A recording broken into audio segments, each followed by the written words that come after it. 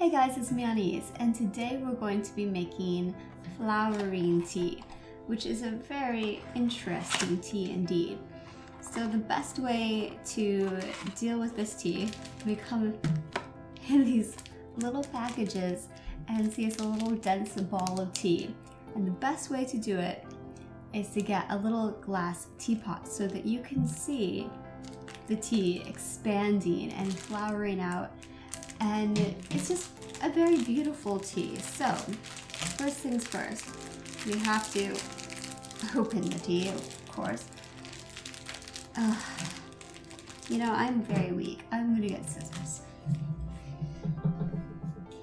Alright, so all you tough people, just rip open the package. All you people like me, use your scissors. Okay, so then you're just going to put your tea in your pot. Not much to look at right now. And then you're going to boil your water in your kettle and then just pour it in.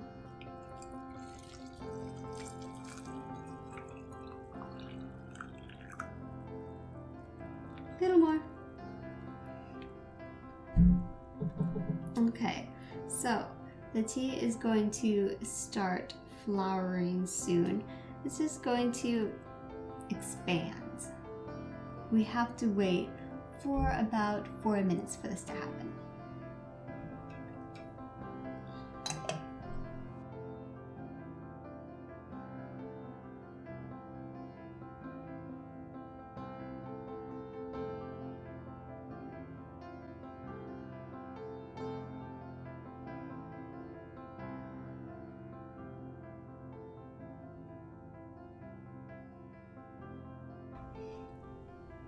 After the 4 minutes is over, you just want to take your little spoon and stir it up a little bit, because that is going to really fully release the tea from its tight little ball state, and the flavor is just going to blossom like the tea.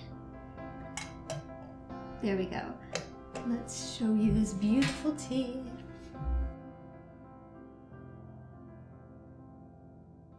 Okay, so you're going to want to definitely hold the top of your pot when you're pouring so that you're not spilling everything, because if you don't, disaster. All the tea will just hit the lid. Just usually is not that great. It will not stay. So we did that. Now we have our tea in our happy little cup. And we're ready for a chat. I hear my neighbors partying out there, so if this picks up on the video, I'm sorry, but they're having a good time, so don't worry about that. I am a vegetarian.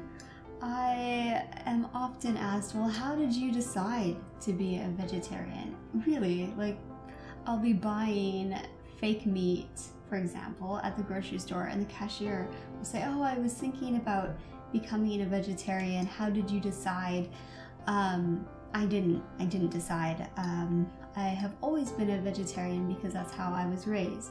So I don't know what it's like to be a meat eater. So there wasn't that hard transition that people go through, and you know, it just kind of is the way that it is. I did have a short time period where I was trying to gain weight, and a doctor had recommended to try to eat meat because it's an easy way to get a lot of nutrients, far easier than if you're a vegetarian. You're trying to get the protein in. I tried that and it made me sick. I don't know if it was a mental thing for me. Like, I remember ordering beef soup and eating it and thinking about the cow. And growing up, I would go every year when the cows would have their babies, and I would pet all the mommy cows, all the baby cows, and I loved all the cows. And so as I was eating that soup, I saw all of those cows, and they all mooed at me, saying, why, Anaïs? I thought that you were our friend. Why are you eating my kinsman? And I just I got sick and I threw up. So I don't know that it was a physical thing, which it can happen if you don't eat meat and then you try. Physically you can get sick, so I'm not sure, but it totally could have been my own mental hang-ups about eating meat. The next part is that people want to know if it's going to be offensive to me if they eat meat around me. No, I don't care. It's not my body, so go ahead. It's your body. Do with it what you want to do. I'm not going to make you meat because I don't want to kill you and I don't know how to prepare it properly, so I won't cook it. But if you want to cook it, I'm not going to stop you or judge you or say anything like that because it's your stomach. And I respect your desire to eat meat if that's what you want to do. I'd like that to come back, because some people will say, oh, well, I'm going to slip you meat and then you'll just like it so much and you won't even know. And I think that that's horrible. If you've made a decision not to do something, you deserve to have that respected. Or if you deserve, and you know, obviously if you eat meat, I feel like you deserve me to not try to convince you not to eat meat. But you know, everybody's different, so just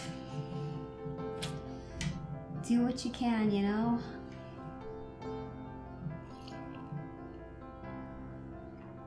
This is really good tea.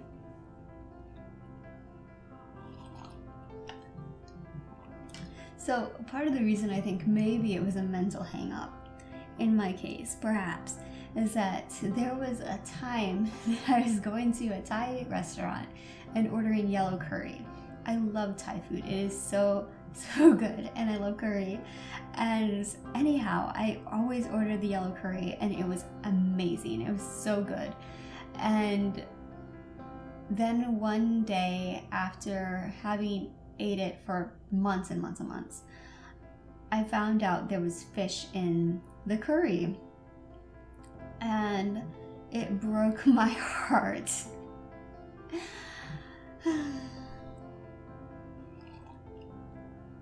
I am a fish owner. I have a fish and I love him very much. He is my darling son, and I have had a succession of fish over the years. Ever since I was a teenager, I've had fish, and so I developed this rapport with my fish, and so the idea of eating a fish, for me, I just can't do it because it's my little buddy. So even though that curry was fantastic, I had to cut myself off of it, and I never ate that curry again. But I do mourn its loss, and it didn't make me sick. And maybe it was because it was a small amount of fish, or maybe because I didn't know that there was fish in it. Who knows? But I have ate fish. Not on purpose. I have a friend who is really into making meat. It is like an art for him, and I find it fascinating to listen to him because he's so into it that even though I don't eat meat, I enjoy his enthusiasm and his process. He will marinate with all kinds of things and do all of these different preparations just for one piece of meat, and it'll take a long time to get there. That's pretty impressive. I just like anybody's story, really. Even if that story is how they turned a piece of meat into a piece of jerky.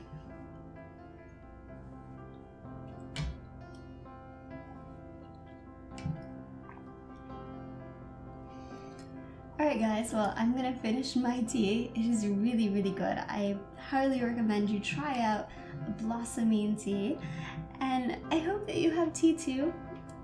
I'll talk to you next time. Goodbye.